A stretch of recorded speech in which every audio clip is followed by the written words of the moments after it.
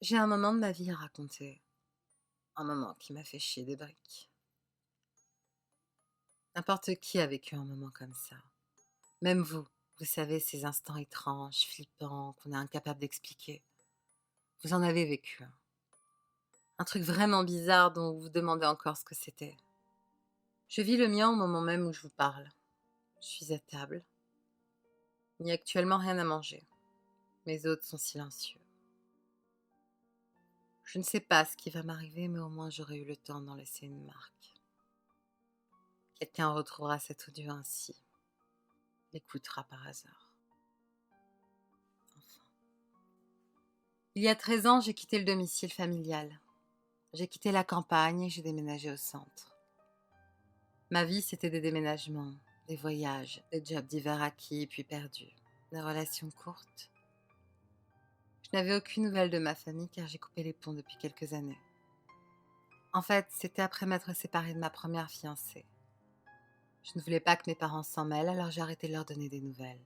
Et je me suis effacée. Je menais ma vie loin de la leur.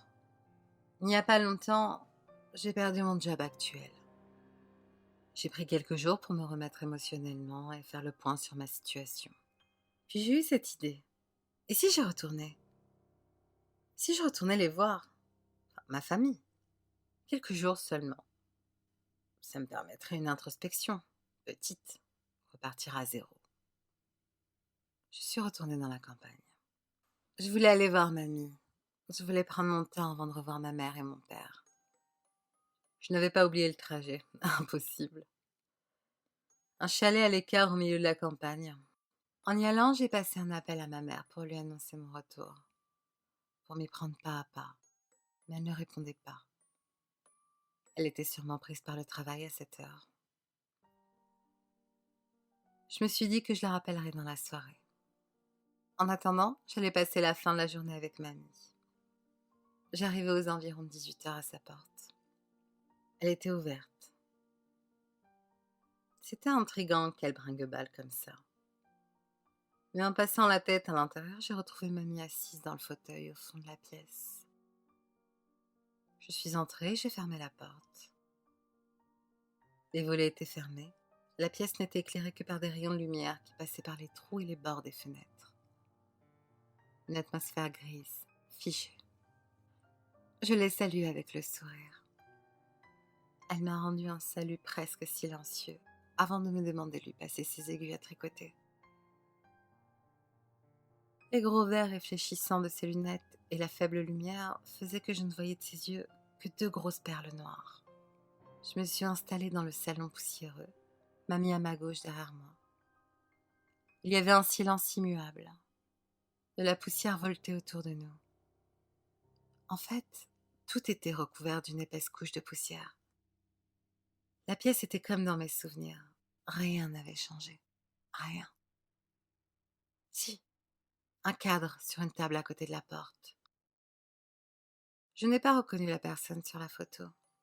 La maison était remplie de photos de moi, mes frères et mes cousins quand on avait 6 à 10 ans. Et quelques photos de mes parents. Mais cet homme sur la photo là, c'était qui? Je me suis approchée. Cet homme, c'était moi. J'avais la trentaine sur cette photo. Pourtant, j'ai quitté la campagne à mes 19 ans et je ne suis plus revenue. D'où venait cette photo? J'étais sur une route herbeuse. Le paysage m'était familier. Je ne regardais pas l'objectif. J'essayais de me rappeler de quand avait été prise cette photo, mais rien ne me venait. Mamie tricotait, inlassablement. Le tintement de ses aiguilles était notre seule discussion. Le soir tombait dehors. Il faisait de plus en plus sombre à l'intérieur. 2 heures avaient dû passer. Moi, je restais sagement comme si je ne pouvais faire que ça. Il me semblait qu'il manquait le tic-tac de l'horloge. Il a fait nuit très vite. J'aurais pu faire quelque chose à manger, mais j'étais hésitant à faire comme chez moi. J'avais peur de déranger cet endroit si stoïque. Et j'étais un peu occupée par la photo. Quelque chose l'a fait pour moi. Un coup à la porte. Plusieurs.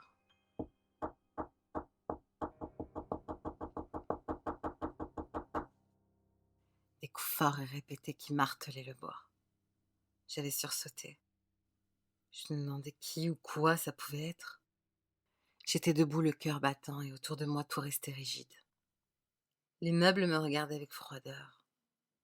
Les ombres flottaient avec nonchalance. J'étais le seul à être perturbé par ce qui se passait. Mamie a dit ces mots. Va ouvrir, c'est papy. Non,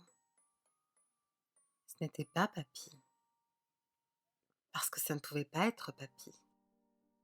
Je vous laisse deviner pourquoi papy n'avait rien à faire là. Mais qu'est-ce qui, en pleine nuit, pouvait venir tambouriner à la porte d'une vieille femme? J'étais pris au dépourvu, je n'avais aucune idée de quoi faire. Les martèlements continuaient. Ils étaient irréguliers. Déjà 30 secondes que ça tapait. Pendant un silence, j'ai senti une forte vibration monter à ma jambe. C'était mon téléphone, ma mère. Elle répondait à mes messages. J'ai décroché, non sans m'inquiéter de ce qui se passait dehors. Je me suis avancée vers la cuisine, la voix de ma mère m'a dit « Mon chéri, je suis si contente que tu aies appelé. Je viens de rentrer du travail. Tu viens nous voir bientôt ou où est-ce que tu es ?» D'une voix un peu tremblante, je lui ai répondu je suis avec mamie. Il y a eu un silence à l'autre bout du fil et la voix m'a répondu « Non, ce n'est pas possible que tu sois avec mamie. »